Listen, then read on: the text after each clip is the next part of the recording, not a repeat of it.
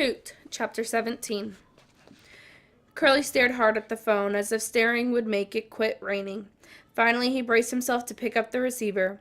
On the other end was Chuck Muckle, of course. "Do I hear the sound of bulldozers, Mr. Brannett?"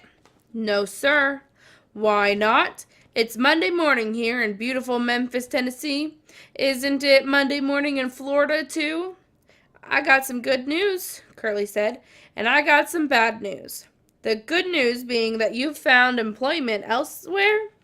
"Please, let me finish." "Sure," said Chuck Muckle. "While you're cleaning out your desk." Curly hastily spilled his version of what had happened Saturday night. The part about the missing bulldozer seats definitely took some shine off the rest of the story. Not wishing to make things worse, Curly didn't mention that his pistol had somehow ended up submerged in the portable toilet. A fuzzy silence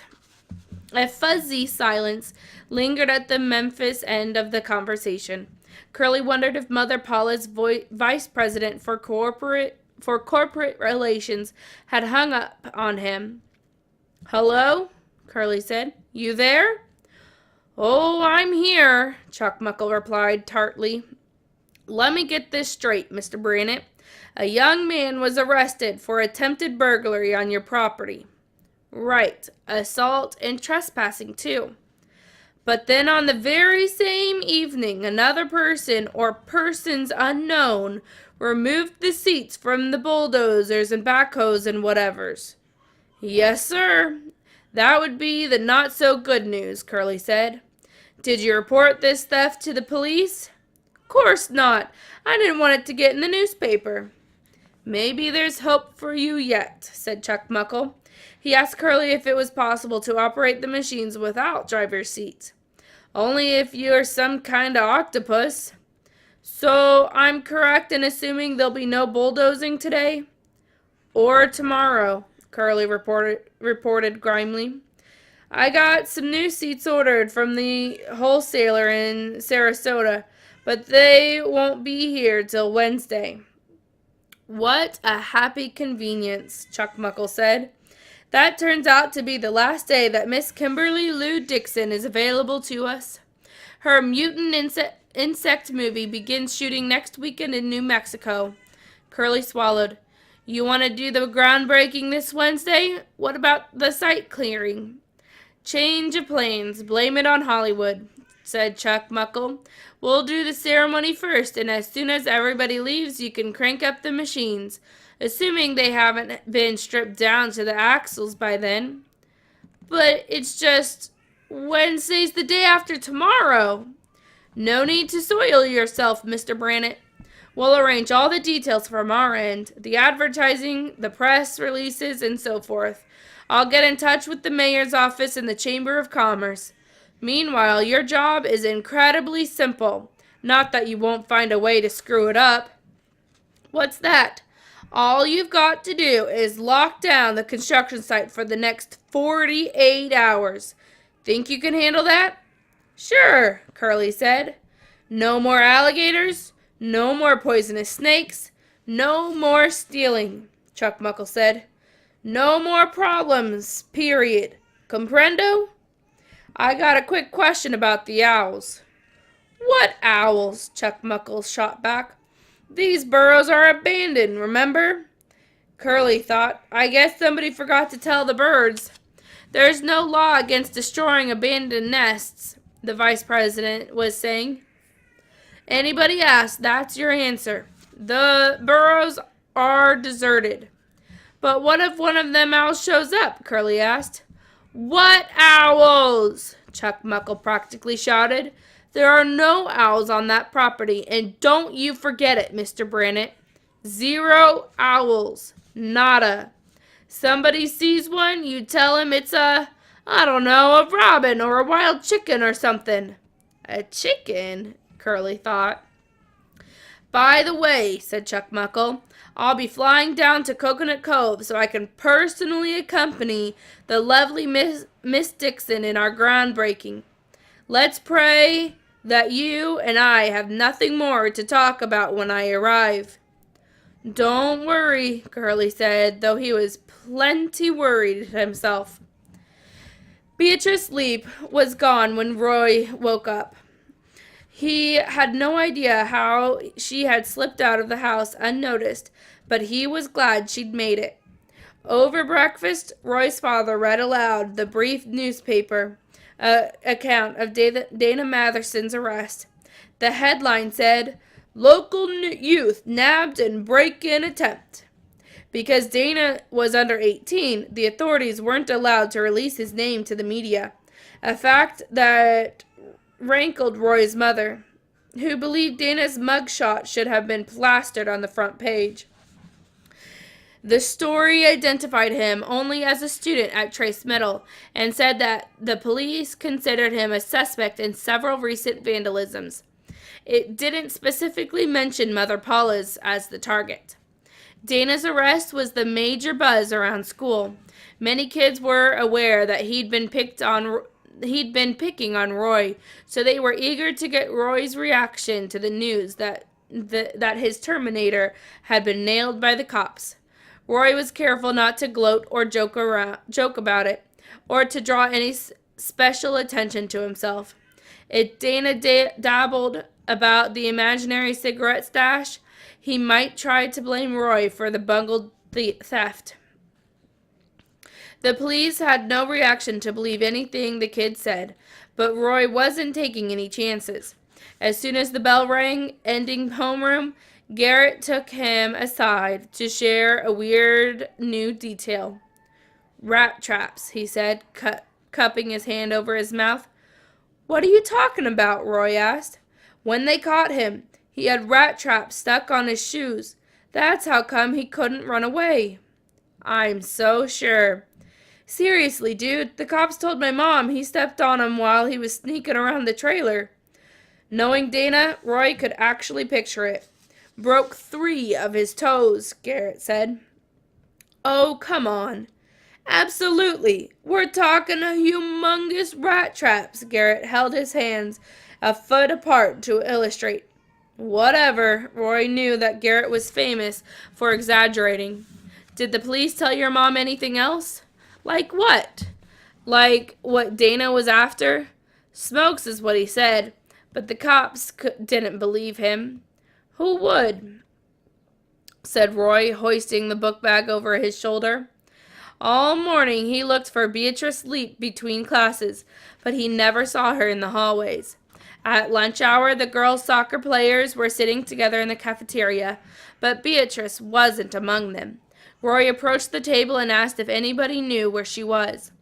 "At the dentist," said one of her teammates, a gangly Cuban girl. "She fell down some steps at home and broke a tooth, but she'll be ready for the game tonight." "Great," said Roy, but he didn't feel so good about what he'd just heard. Beatrice was such a phenomenal athlete that Roy couldn't imagine her falling down the stairs like some ordinary klutz.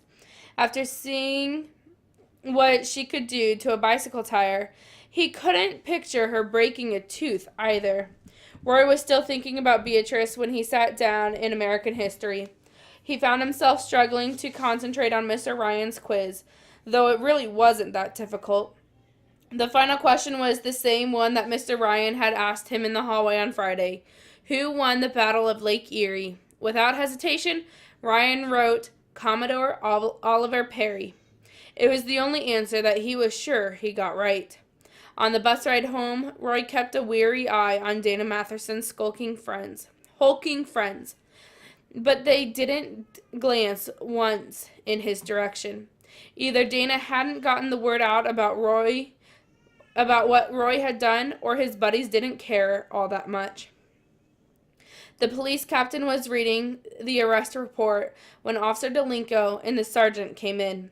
The captain motioned for both men to sit down. "Nice work," he told Officer Delinko. "You've made my life a whole lot easier. I just got off the horn with Councilman Grandy, and he's one happy camper." "I'm glad, sir," Officer Delinko said. "What do you make of this Matherson kid? What's he told you?" "Not much."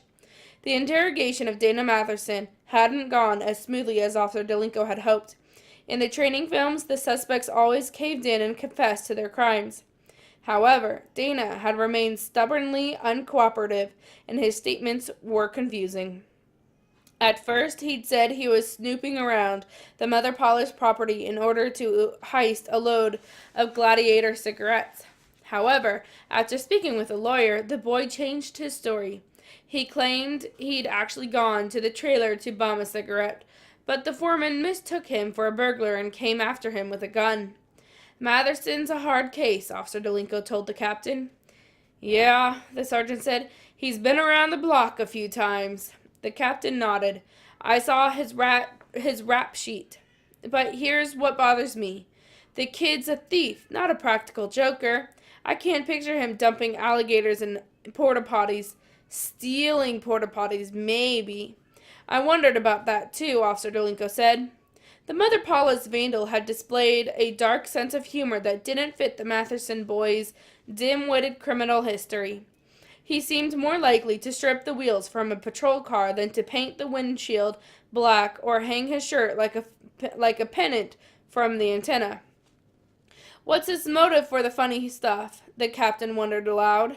I asked him if he had a gripe against Mother Paula's pancakes.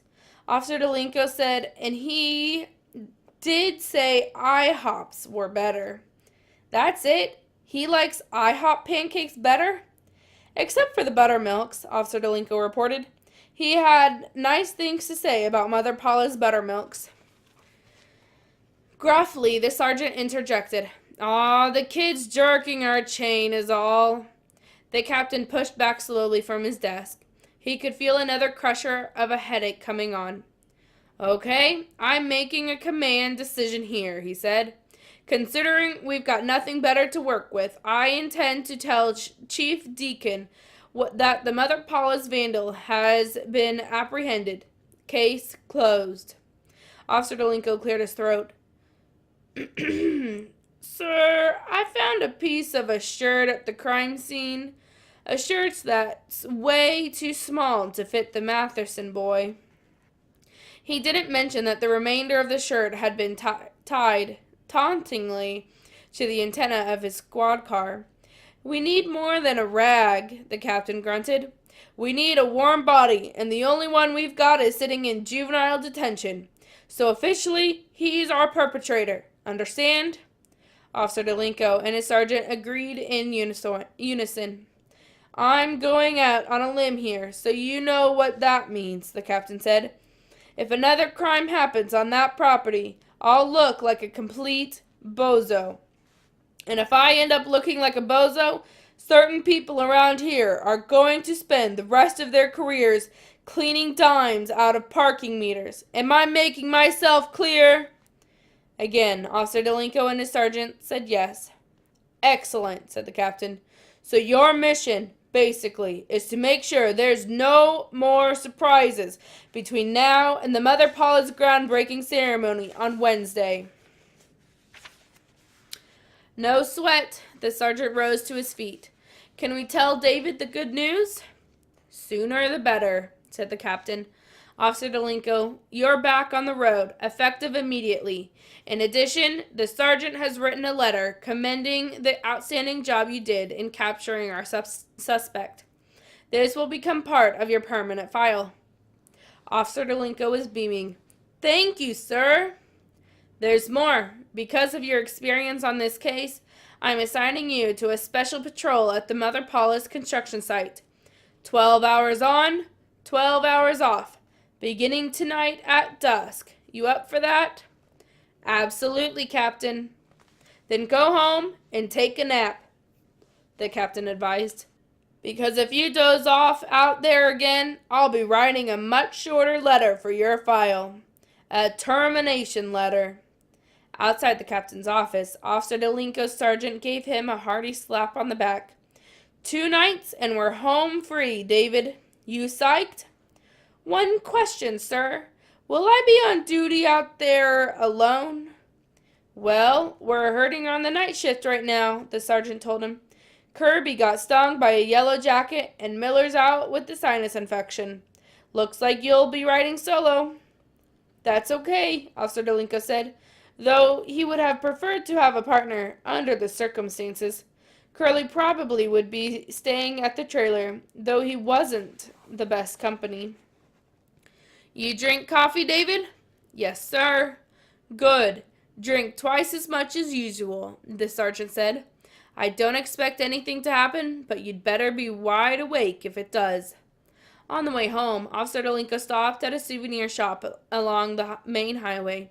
Then he swung by the juvenile detention center to take one more crack at Dana Matherson. It would be such a relief if the boy admitted to even one of the earlier vandalisms. Dana was brought to the interview room by a uniformed guard who took a position outside the door. The kid was dressed in a rumpled gray jumpsuit and the word inmate stenciled in capital letters across the back. He wore only socks because his toes were still swollen from the rat traps. Officer Delinko offered him a stick of gum, which the kid crammed into his cheeks. So, young man, you've had some time to think. About what? Dana blew a bubble and popped it. You know, your situation. I don't need to think, the boy said. That's how come I got a lawyer. Officer Delinko leaned forward. Forget the lawyers, okay? I'll put in a good word with the judge if you'll just help me to clear up some other cases. Are you the one who painted the windows of my patrol car? The boy snorted. Why would I do a dumb thing like that? Come on, Dana.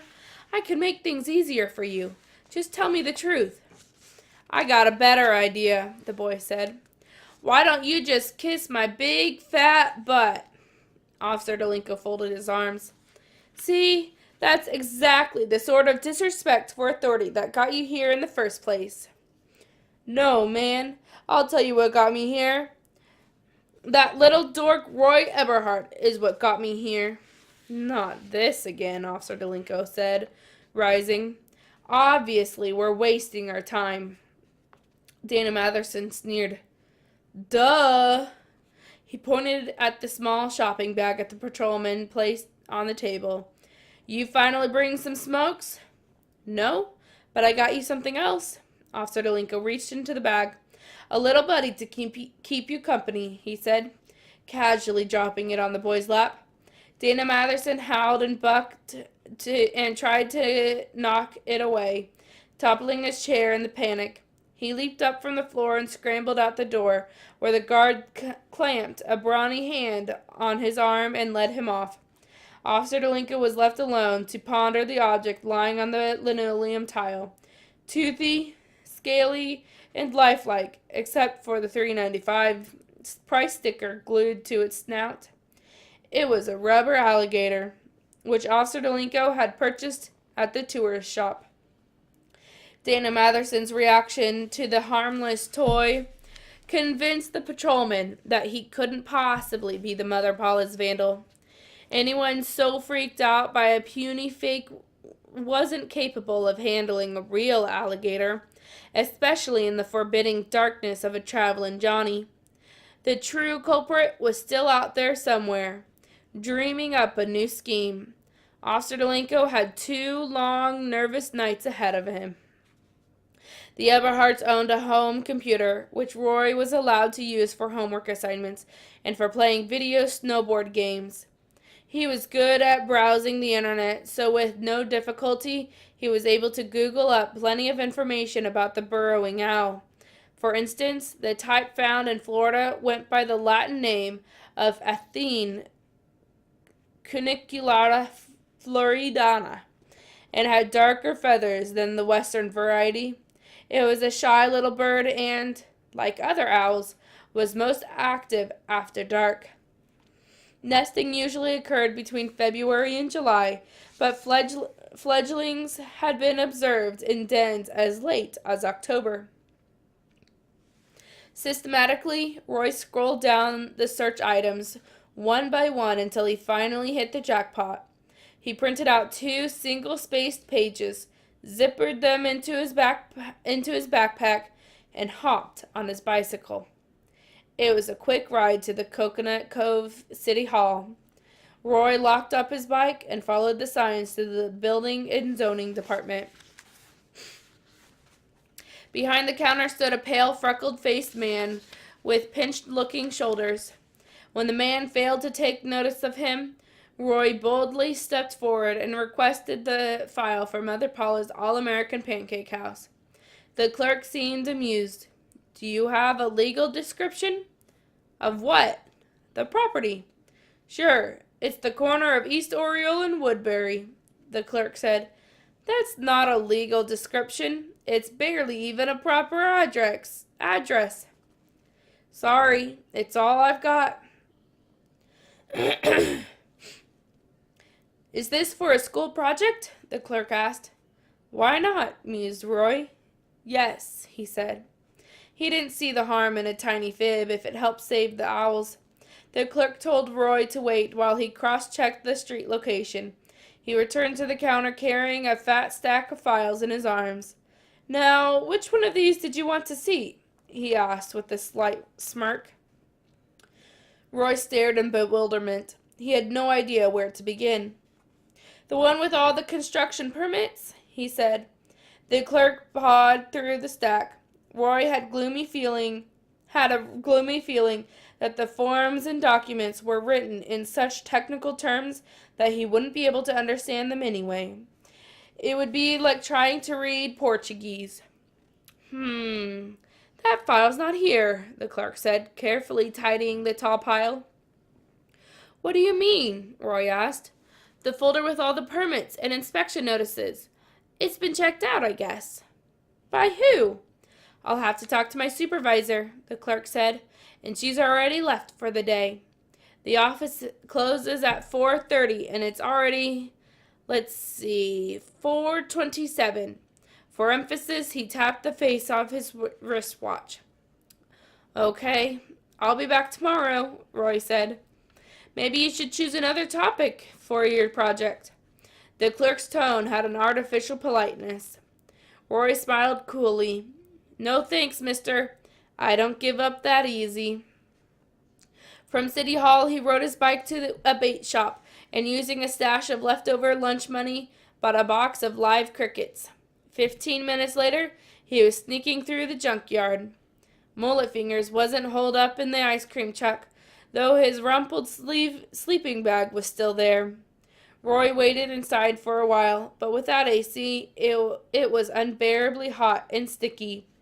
Before long, he was back on his bike, headed for the corner of East Oriole and Woodbury. The gate was padlocked. There was no sign of the grumpy, bald foreman. Roy walked along the outside of the fence, scouting for Beatrice's stepbrother or any clever surprises he might have left for the Pancake House people.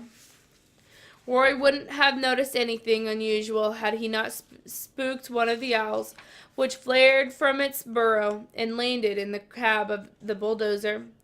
That's when Roy saw that the seat was missing. He immediately checked the other earth-moving machines and found the same thing. "So that's what the kid was up to the other night," Roy thought gleefully. "That's when he told me to bring a wrench. That's why he told me to bring a wrench." Roy walked back to the gate and opened the container of crickets and held it up to the fence. One at a time, the insects hopped out of the box, jumped through the chain link holes, and landed on the ground. Roy was hopeful that the owls would find them once they came out of their dens for supper. He probably should have left when he heard the first honk, but he didn't. He knelt there patiently and waited until every last little cricket had vacated the box. By then, the honking had swollen to a steady blare, and the blue pickup truck was screeching to a stop. Roy dropped the box and jumped on his bike, but it was too late. The truck had blocked his escape. The beet-faced bald guy vaulted from the cab and hoisted the bicycle to its seat. Roy pedaling furiously in suspension. His feet were a blur, and he wasn't going anywhere. "What's your name? What are you doing here?" the foreman hollered. "This is private property. Don't you know that? You want to go to jail, Junior?" Roy stopped pedaling and caught his breath. I know what you're up to, the bald man snarled. I know your sneaky game, Roy said. Please, mister, let me go. I was only feeding the owls. The crimson drained from the foreman's cheeks. What owls? He said, not so loudly. There ain't no owls around here. Oh, yes, there are, Roy said. I've seen them. The bald guy looked extremely nervous and agitated. He put his face so close that Roy could smell cooked onions on his breath. Listen to me, boy. You didn't see no owls, okay? What you saw was a wild chicken. Roy stifled a laugh. I'm so sure. That's right. See, we got these dwarf chickens. Mister, what I saw was an owl, and you know it, Roy said. And I know why you're so scared. The foreman let go of Roy's bicycle. I ain't scared, he said stonily. And you didn't see no owls. Now get out of here and don't come back lest you want to go to jail, like that last kid I caught trespassing. Roy carefully guided his bicycle around the pickup truck, then took off at full speed. They was chickens! The bald guy bellowed after him. Owls! Roy proclaimed triumphantly. Up, up, up the steep mountainside he went. That's what he was imagining anyway. That's what gave him the strength to push so hard. In reality, Roy was rolling along East Oriole Avenue, which was as flat as a Mother Paula's pancake. He was very worried that the construction foreman would change his mind and chase after him. Any second, Roy expected to hear honking behind him, curses in the wind, the pickup truck trailing so closely that he would feel the heat of its big V8 engine. So Roy didn't look back, and he didn't slow down. He pedaled as fast as he could, his arms taut and his legs burning. He wouldn't stop until he reached the crest of his imaginary Montana mountain and coasted downhill into the coolness of the valley.